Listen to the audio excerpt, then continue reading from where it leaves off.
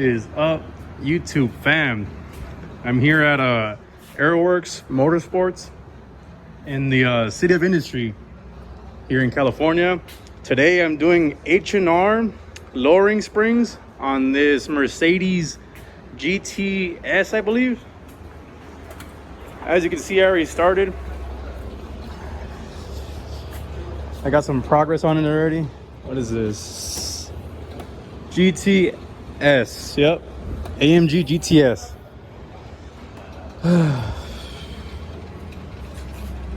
Everything's already out. I already have one front and one back already with the lowering spring. I just wanted to show you guys how I ended up taking them out. You guys can see exactly what I did. I kind of don't like recording the process as I go. I like just showing everything once it's already out. That way so you guys get a quick rundown on exactly what you guys need to take off. You got a lot of cool cars here.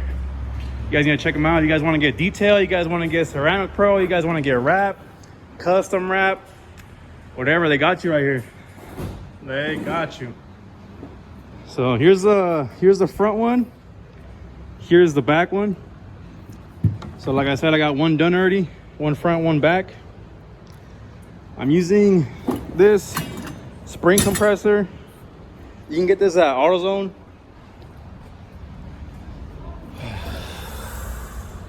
There it is right there.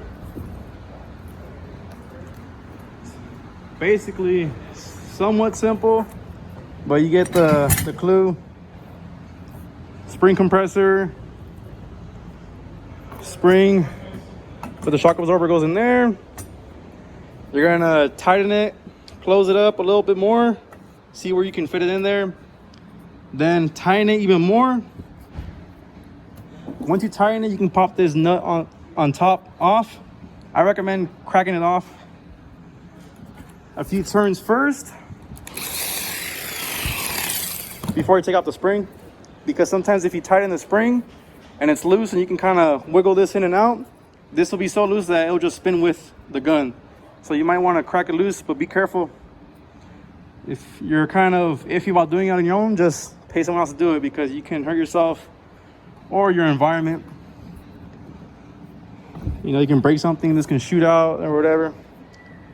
But yeah, so right now I'm about to put one of them on. Quick tip, if you guys don't have blankets or anything or car covers, buy some ASAP. And always, I would say, start with the passenger side, especially if it's something that you haven't done. Just start with passenger side. That way, so if, you know, you can kind of quote unquote make some mistakes. You'd rather make a mistake on the passenger side than on driver's side. So you can use passenger side to kind of practice and be extra careful with the paint and everything. You don't want to do a suspension job or just do a job in general, and then you got to end up having to paint a car. Especially this type of car, you do not want to pay for a paint job on this type of car. I'll get back to you guys in a bit. All right, you guys, really quick, if you guys are trying to do this yourself, I got to give you guys a pro tip, like my man Andy over there always saying. Shout out to Andy-san. Pro tip. If you do this yourself, do not forget about this washer. I almost forgot about it. It sits right there.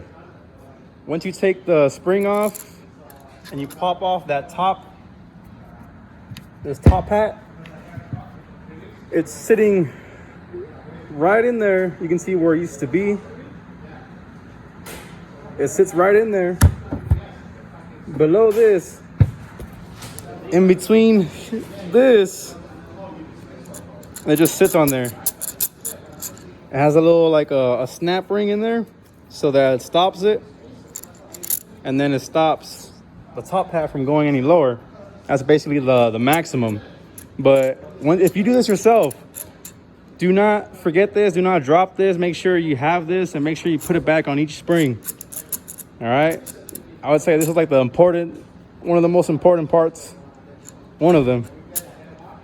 All right, and then so once I pulled it down with the bottom in place already, you see how that top just falls back in, and then once I release pressure on the pry bar, it just naturally goes right into place.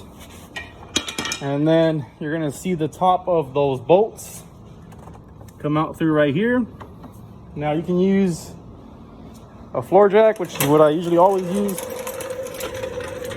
Kind of funny thing, a floor jack is one of my favorite tools to use in a suspension job because it's kind of like having another person with you, holding parts out of the way, holding parts up. It really does help.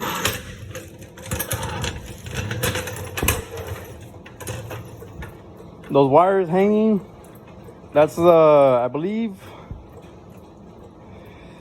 well, for sure one's brake sensor and the other one is ABS / speed sensor, because sometimes there's a sensor on the wheel and it reads how many times it spins, and that's how it gets the speed. So you see how it just goes right up. Me personally, I like lifting the suspension up and then putting on the top bolts first, and then just going ahead and continue with the bottom. I'll get back to you guys in a bit. All right, continuing on the driver's side, I had already installed the new shock, well, the shock back with the new lowering spring. It's already done on the passenger side. So now I'm showing you how I did it on the driver's side. The way I did it was tilting the shock forward like this, put the bottom in first, then it should slide, slide forward. You can see that it kind of has a groove back here.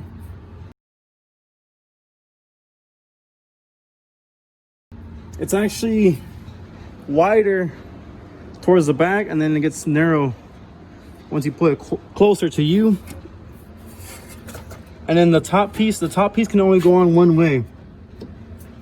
It only goes on one way because one of the bolts is a little bit farther out than the other two, and the other two are actually a little bit more spaced out. So there's two that are spaced out, and there's one that's like farther out. So it can only go in one way. And also, you're gonna have trouble with the height a little bit. So I just use this giant pry bar.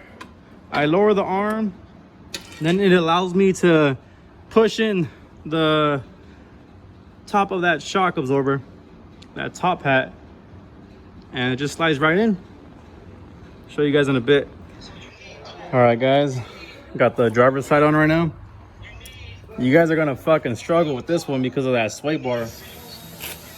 Once you tighten up the other side 100%, that sway bar is gonna start pulling down on this side, or I think it's pulling down on that side, and then this side's gonna pull up. So it's gonna kind of fight with you to put those bolts on. But I mean, you can get it. You just gotta, hopefully you gotta have like a pry bar or something you can kind of wedge in there to pull up. You want to wedge in the side, pull to the side, do what you got to do just to line up those bolts. But once you see the holes lined up, put the bolt in there, screw it in like 4 rows on each one, then you can start tying them down. But for the front's done now. So I just got to put the wheels on, lower it, start on the back. Then I'm going to go ahead and torque down all 4 sides, all 4 corners, and this car's gone. One more thing, do not forget to put on the height sensor, or whatever that sensor is for the, I believe it's the height sensor for the suspension. But yeah, don't forget that. Don't forget that plug, and then don't forget to go ahead and bolt that one down. The passenger side has 2 of them, so just don't forget those plugs. We're also gonna have to take the wheel off and all that stuff. if you put it back together, and then you're gonna have to check engine, all that bullshit. So don't forget it. Final fuckingly. Damn, you guys, I got here at fucking noon yesterday. I've been fighting with this fucking car. Well, this fucking last one since like 10, and it's 5:47 a.m. The fucking axle popped out and I didn't notice, so I'm over here like a dumbass fighting with all the parts and stuff. I fucking stripped all of this. The sway bar end link popped out. I had to basically put it back together. But either way, H&R suspension is on. Rookie mistake. Double check. Always make sure the axle doesn't pop out when you're doing suspension. And be careful with new parts. If you don't know how to rebuild them, you're assed out. But it's on. Finally, family. We are done. The H&R Lowering Springs on the 2016 Mercedes GT-S is done. And man, oh man, I struggled with that last one. Rookie mistake cost me a whole day, man. I started yesterday at noon and it's 8:27 in the morning the following day. Just so you get an idea of how much of a mistake it was. Well, that's it though. They're on there. I'm really bad at before and after heights, so you guys are just gonna get the after height. Well, that's it. Shout out to Aerowerkz again, here in the CDF industry. The owner Philip was over there working on some car. He ended up knocking out, so it was just me. But yeah, it got done. It got done.